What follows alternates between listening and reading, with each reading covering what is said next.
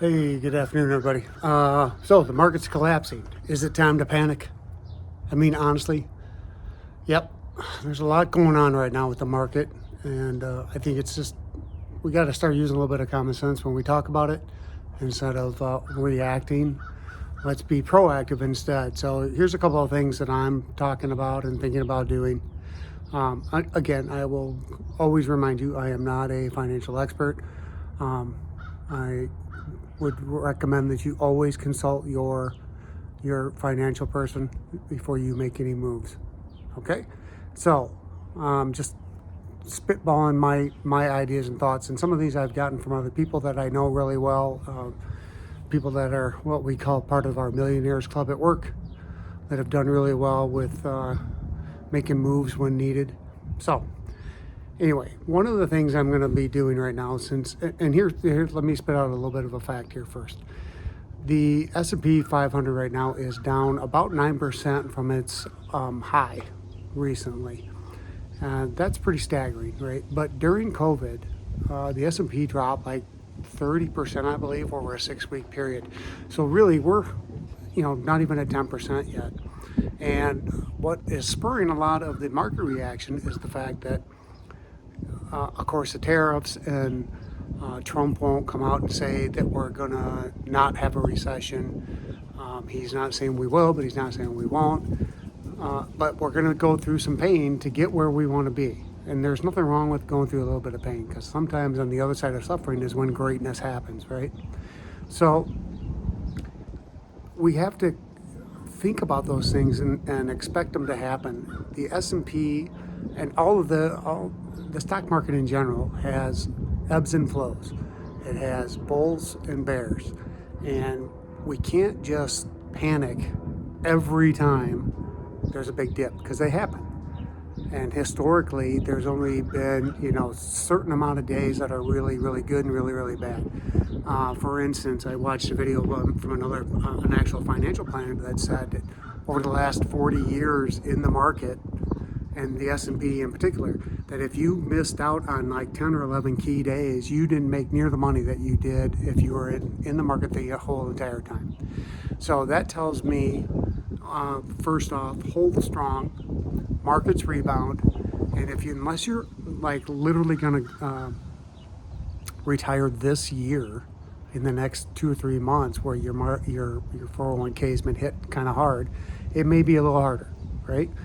However, most people, even when they move out of their 401ks, they move it into some kind of a fund, and you can let that money ride out in the S&P until it comes back. And that's my plan financially right now, is I'm not going to do anything to my 401k money, except I am lowering my distribution amount a little bit until things kind of clear up, until we get back to normal.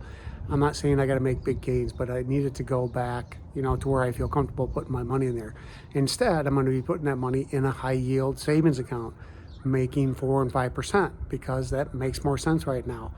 One of the other things I always consider when I'm talking about my 401k is I haven't lost any money yet. I'm still in the range that I'm losing maybe the company's contribution, not my physical money. I don't know if that makes any sense to you. I think it kind of does.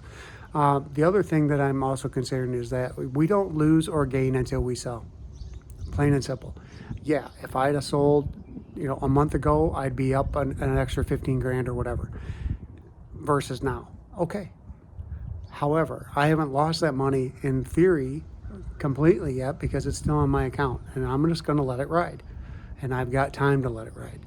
And then as soon as things start to turn around and the market levels off again, then I'll change my 401k contribution back to maximizing, and just leave the other money in my 401 or in my high yield savings, and just consider that my emergency cash build up another version, right? I'm just saving more money for when I actually retire.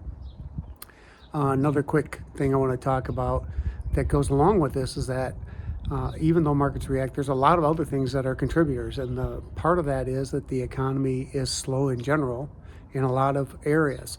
I work for a major defense and aerospace contractor company, and we just had a purge today, Thursday, March when is it, the 13th? Today went through our office, and that's typically where they hit when they do these so-called restructuring, where they realize that they're kind of overhead heavy and they're probably middle management heavy, and every few years they recognize that, okay, we're getting too many layers here, it's time to trim some fat and become more lean. So they call it restructuring, and then that's what happens. And where I work there, we've been told it's going to be approximately 10% across the brand. So if that happens, that happens. But those kinds of things also show you that the economy is slowing a little bit as far as growth goes. And a lot of people would say that a lot of the growth we've had over the last few years has been kind of artificial and overinflated. And I would agree with that. So it's great to ride out the storm, but considering last year we had double-digit returns, and for me, I was over 20% returns on the S&P. I haven't really lost a whole lot. If the S&P averages out to 10% a year, I'm still ahead this year, even though it kind of sucks right now. So quit looking at your balance. Let it ride a little bit if you can. Again, not my financial advice, just what I'm going to do. And I would say, hold strong and see what happens. All right. Thanks for watching. Give a thumbs up if you like the video, and leave your comments. I love to hear. Talk to you later.